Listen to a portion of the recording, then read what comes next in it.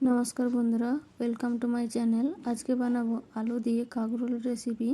তো প্রথমেই আমি কাঁকরোলের উপরের গায়ে যে কাঁটা কাঁটা থাকে সেটা ছিলে নিয়ে ভালো করে গোল গোল করে কেটে নিয়ে ধুয়ে পরিষ্কার করে নিয়েছি।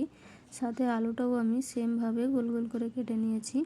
এবার একটা কড়া বসিয়ে দিয়ে দিয়েছি এখানে সরষের তেল। তেলটা ভালোভাবে গরম হলে দিয়ে দেবো এখানে জিরে ফোড়ন। জিরেটা ভালো করে ভেজে নিয়ে এবার কেটে রাখা আলু আর কাঁকরোলটা দিয়ে দিয়েছি। এবারে দিয়ে সামান্য পরিমাণে হলুদের গুঁড়ো আর দিয়ে দিচ্ছি এখানে লবণ।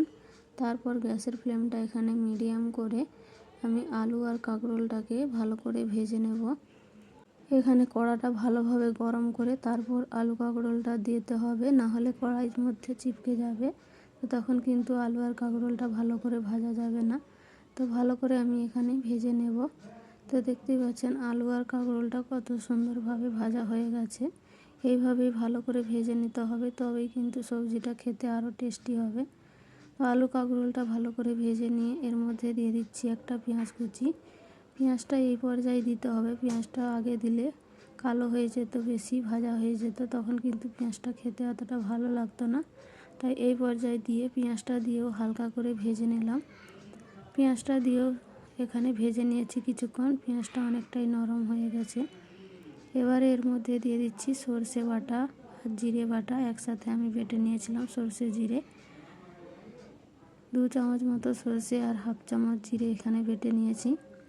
এবারে মিক্সি ধুয়ে আমি এখানে জল দিয়ে দেব। জলের পরিমাণটা এখানে আলুটা যতটা সিদ্ধ হতে লাগবে সেই অনুযায়ী এখানে জলটা ব্যবহার করতে হবে।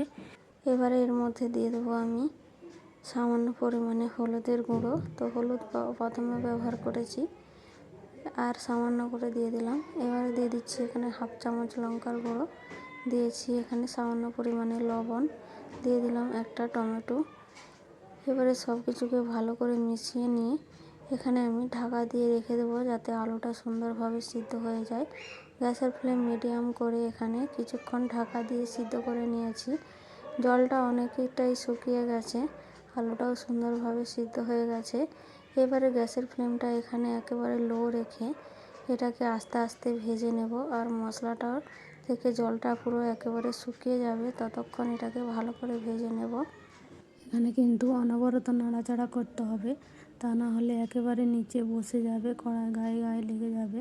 তো এই অবস্থায় কিন্তু অনবরত নাড়াচাড়া করে করে ভেজে নেব। দেখতে পাচ্ছেন কত সুন্দর করে আমি ভেজে নিয়েছি। এইভাবে মশলাটা একেবারে ভেজে নিতে হবে আর গায়ে গায়ে যেন লেগে যায় সব কিছুর।